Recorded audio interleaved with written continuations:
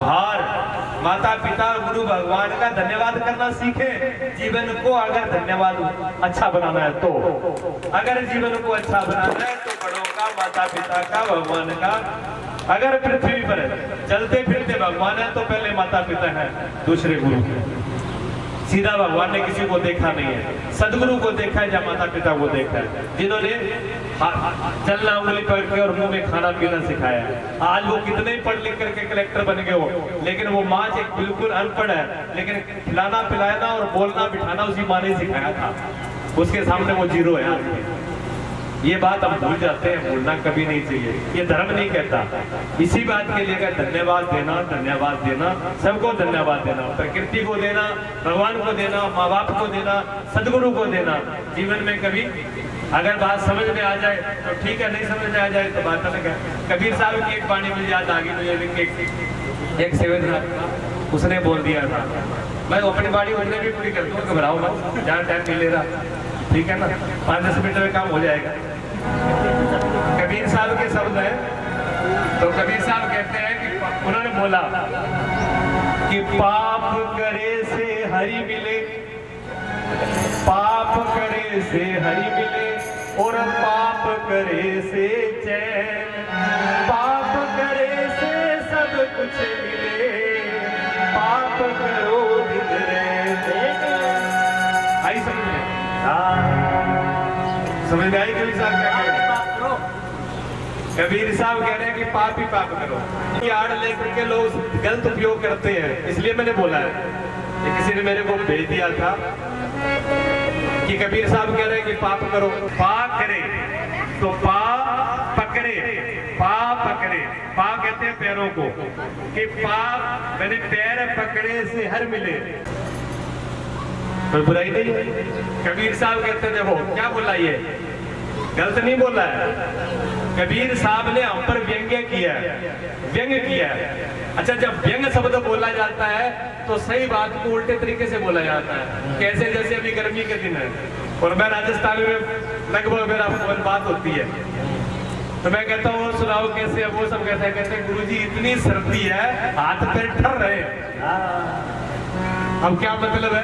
इतनी बर्फ पड़ा को नहीं, इतनी सर्दी है, हाथ पैर ठिठुर रहे हैं। आगे वाला ये बोल रहा है, तो उसका मतलब है कितनी गर्मी है कि अब सहन नहीं हो रहा। व्यंग व्यंग हो गया ना, व्यंग का मतलब उल्टा।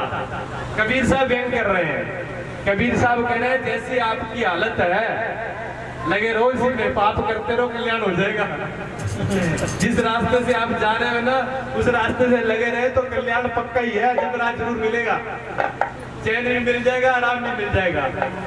कि कबीर साहब कह रहे हैं अगर पाप में लग रहे हैं, ठीक है, दूसरा थोड़ा सा भाव को और कहने से लीजिए। हम संसार में किसको पाप समझते हैं? परमात्मा के रास्ते पर कोई आदमी सच्चे दिल से चला जाए, लोग उसकी बुराई और निंदा करना शुरू कर देते हैं। ये पापी और दुष्ट है। मीरा को पापी का, दुष्ट का, कलंकनी का, कागनी का, ये है ना भाषा आपकी। तो कबीर को क्या बुराई दे रहे हो? वही तो कबीर साहब कह रहे हो कि आप जो धर्म कर रहे हो, अगर आपकी दृष्टि में धर्म करना, सच्चे रास्ते पे चलना, धर्म पे चलना ही अगर पाप है तो पाप करो। ये बात मैं कह रहा हूँ। मीरा ने किया, परिवार की नहीं सुनी। चित्तौड़गढ़ की रानी थी, किसी परिवार की परवाह नहीं करी। और सुन लो, प्रहलाद कितना का था? छोटा सा था। प्रहलाद के पिता हिरण्यकश्यप बहुत बलवान थे। उन्होंने कहा सुन, मेरी राजधानी में अगर नाम लेना हो तो मेरा लेना, मैं भगवान और परमात्मा हूँ, दूसरा कोई भगवान परमात्मा नहीं है, कोई हरि नहीं है। लेकिन प्रहलाद ने कहा पिताजी हरि तो हरि है, आप मेरे बाप हो, आप मेरे बाप हो, बाप के लिए आपको प्रणाम है, लेकिन हरि तो परमात्मा नहीं है और दूसरा नहीं है। तो प्रहलाद कौन था? पापी था। प्रहलाद पापी था ना, क्योंकि बाप से उल्टा चल रहा था और बाप ने मराने का काम किया, तो पाप किया ना उसने, प्रहलाद ने पाप किया। और कोई अच्छे खासा घर में छोड़, बिल्कुल जवान लड़का हो, कमाने वाला हो, नौकरी लग जाए, सरकारी नौकरी लगी हो, खूब कमाने वाला हो, और घर में एक ही हो, और कहते हैं बाबू दिन के बाद महात्मा बढ़ूंगा, घर जाऊँ अब तेरा संभाल। फिर देखो क्या होता है। सर कबीर को भी गालियां, गुरुओं को भी गालियां, और जिस महात्मा के पास जाएगा उसको भी गालियां। ये होगा फिर तो पाप करने से। तो वाणी उल्टी तो नहीं है, वाणी सीधी है। वही कबीर साहब कह रहे हैं, शब्दों को समझने की बात है। कबीर साहब कहते हैं एक अचंबा हमने देखा, गधा के दो सींग। एक अचंबा हमने देखा, गधा के दो सींग, उसके गले में रस्सी बांधी, खींचे अर्जुन और भीम। पहले तो आप विचार करो, गधा का सींग हुआ के कहीं दुई ठाकुर गधा का सींग हुआ को नहीं हुआ, सोचने लग गया कहीं तो किसी को तो यही पता नहीं है गधे के सींग होते कि नहीं होते। और नहीं होते, नहीं होते, पक्का कर लो होते कि नहीं होते, नहीं होते। पूछ लो पड़ोसिया ने। अच्छा, जो कह रहे नहीं होते वो हाथ खड़ा कर दे दोनों तरफ से, इनमें में समंजस है तो देख लो 15% लोग कह रहे हैं कि हो रहे हैं। गधे के सींग नहीं होते, ये बात सुनते हाथ नीचे कर लो, गधे के सींग नहीं होते हैं। कबीर साहब कहते हैं एक अचंबा हमने देखा, गधा के दो सींग। कहते हैं एक अचंबा हमने देखा, गधे के दो सींग थे और उनके गले में रस्सी बांधी, खींचे अर्जुन और भीम। अर्जुन भीम कौन है? बलवान है, क्षत्रिय है, क्षत्रिय है, बलवान है, वो खींच रहे हैं। अच्छा, किसको कहा यहाँ पर? गधा। गधा क्या? अज्ञान को। गधा क्या? मूर्खता को। हम लोग किस पे लड़ते हैं? किस पे लड़ते हैं? अज्ञान और मूर्खता पे लड़ते हैं। पति पत्नी का झगड़ा हो गया, झगड़ा इतना तक हो गया कि तलाक तक होने की नौबत आ गई, कोर्ट में पहुंच गए। जज ने कहा ये तो बताओ तुम्हारी लड़ाई क्या है? तो पत्नी कहती है, ये कहता है कि बेटे को डॉक्टर बनाना है, और पति कहता, मैं कहता हूँ इंजीनियर बनाना है। दोनों में हमारी लड़ाई यही से हुई है, कहता इंजीनियर बनेगा बेटा, और पत्नी कहती है डॉक्टर बनेगा। दोनों में हमारी इसमें लड़ाई होगी। तो जज ने कहा लड़के से तो पूछ लो। कहते ये लड़का तो पैदा ही नहीं हुआ, लड़का तो जन्मा ही नहीं अभी, और तलाक तक पहुंच गए। ये कहते हैं मूर्खता की लड़ाई, गधे के सींग। किसको कहते हैं? गधे के सींग। आप किसी को बुरा कहोगे, किसी को फटकारोगे, गए ना, है ना, गधा वर्गो। गधा वर्गो कहने का मतलब ये नहीं कि वो गधा, गधा मतलब है मूर्ख, गधा मतलब अज्ञान, गधा का मतलब समझ नहीं है तेरे में, उसका ये तो मतलब है। वही तो कह रहे हैं कबीर साहब, कहते गधे, गधे के दो सींग। और क्या कहा? दो सींग कौन से? राग और द्वेष। दो सींग है, राग और द्वेष। जहां तो हम राग करते हैं, राग करके किसी से बनते हैं, जहां पर द्वेष करके, दुश्मनी करके बनते हैं। हमारे बंधने के दो ही काम है, और उसमें ताकत किसे लगाते हैं? अर्जुन और भीम। कहते हैं अर्जुन और भीम जैसे योद्धा, महान योद्धा होकर के ताकत लगाते हैं कि हम जीत जाएंगे, तब भी जीतेंगे नहीं आप राग और द्वेष से। हार जाओगे अगर लड़े तो। अगर आपने द्वेष की, दुश्मनी की, किसी से बुराई करी, तो भी आप हारोगे। अगर आपने राग किया, लगाव किया, किसी से बंधे, तब भी आप हारोगे। ये दोनों झूठे। क्यों हारोगे? क्यों? वो झूठी लड़ाई, लड़ाई सत्य ही नहीं। जब लड़ाई ही सत्य नहीं है तो हारना निश्चित है।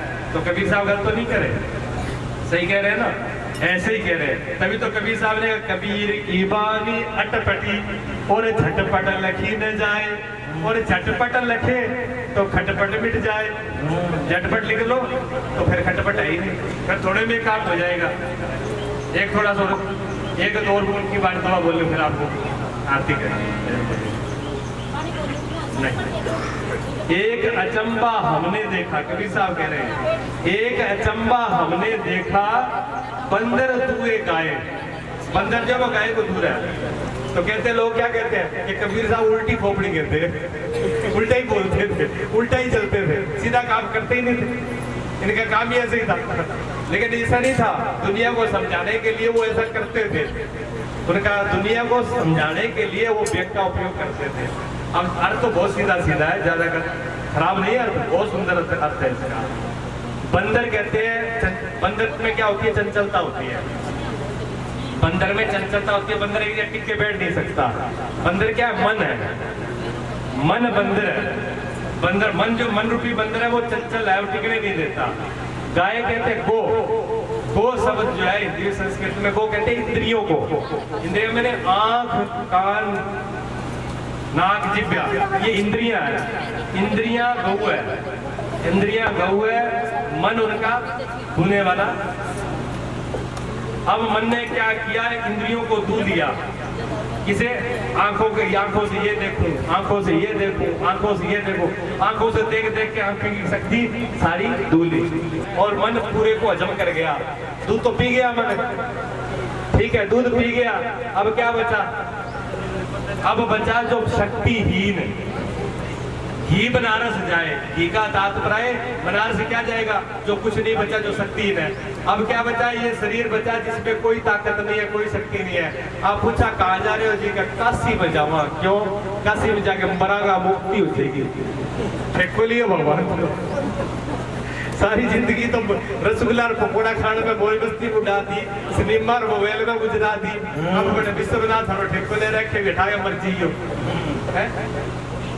जब पल्ले कुछ नहीं रहा, सारी शक्ति बर्बाद कर दी, अब काशी में जाके मरेंगे। क्यों मरोगे भाई? कुछ नहीं होने वाला।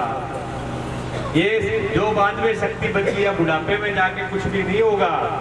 ये कबीर साहब कह रहे हैं, ये जो बंदर दूध पी के, जो मन रूपी बंदर है, इंद्रियों की, शरीर की शक्ति को पी गया, तो बुढ़ापे में कुछ होने वाला नहीं है। ये बनारस फिर जाने से कोई फायदा होगा नहीं होगा।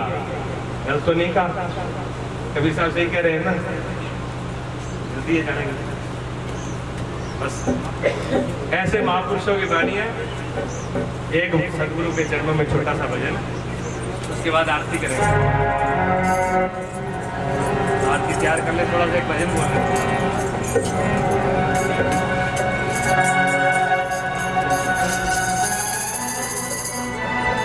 दुनिया सब साथ छोड़ जाएगी, लेकिन देखो माँ का और सदगुरु का साथ छूटता नहीं है। माँ मरते दम तक भी जब प्रार्थना हृदय से निकलती है तो संतान बेटों में निकलती है। मंदिर मैंने देखा है, माताएं मेरे पास भी आती है, मंदिर में भी जाती है, अपने लिए नहीं मांगती, परिवार के लिए मांगती है, बेटी के लिए मांगती है, बेटे के लिए मांगती है। ध्यान रखना, इसलिए माता पिता और गुरु जो है साथ कभी छोड़ते नहीं है। ये बात को भूलना नहीं कभी। बोलिए सतगुरुदेव भगवान की जय।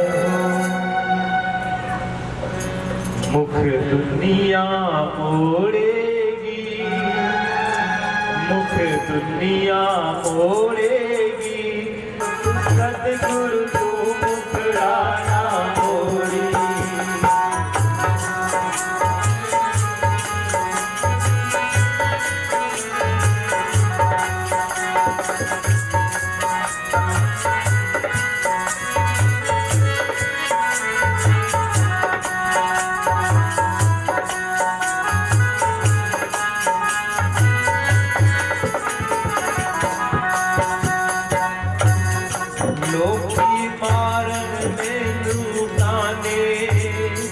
अपने मेरे हुए बगाने,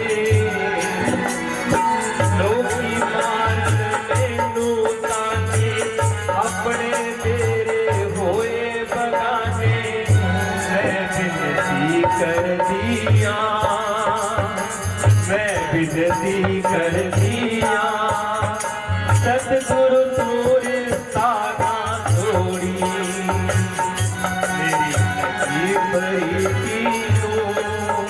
सतगुरु एवे ना मोड़ी, मुख दुनिया मोड़ेगी, सतगुरु को मुखड़ाना मोड़ी। मुख दुनिया मोड़ेगी, सतगुरु को मुखड़ाना मोड़ी। मेरी नसीब रीति सतगुरु एवे ना छोड़ी, मेरी नसीब एवे ना छोड़ी।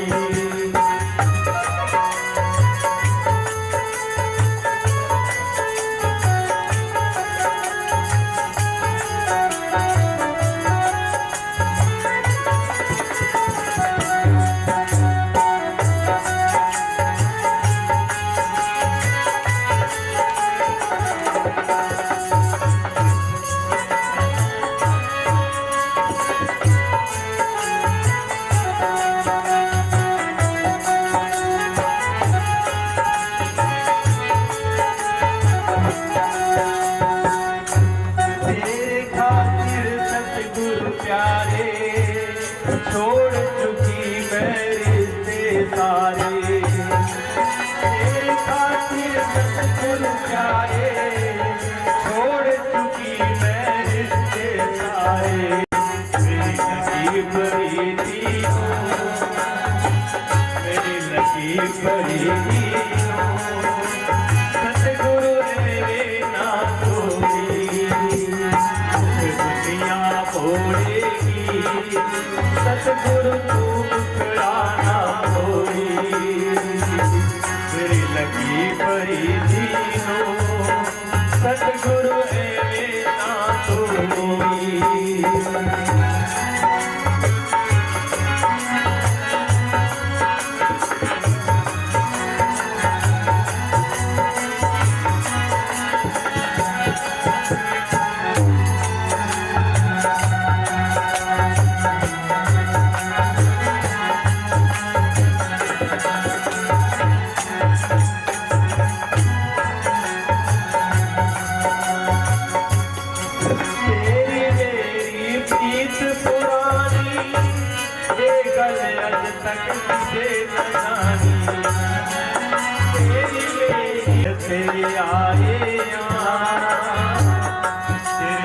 तेरे आए मैनू गल तो खाली ना मोड़ी तेरी लगी परी दीनू सतगुरु है ना कोई दुनिया मोड़ेगी सतगुरु तू मुकड़ा ना मोड़ी दुनिया मोड़ेगी सतगुरु तू मुकड़ा ना मोड़ी तेरी लगी परी दीनू सतगुरु एवे ना कोई तेरी लगी परी दीनू सतगुरु एवे ना कोई मुख दुनिया मोड़ेगी सतगुरु तू मुकड़ा ना मोड़ी बोलिए सतगुरुदेव भगवान की जय हो सच्चिदानंद भगवान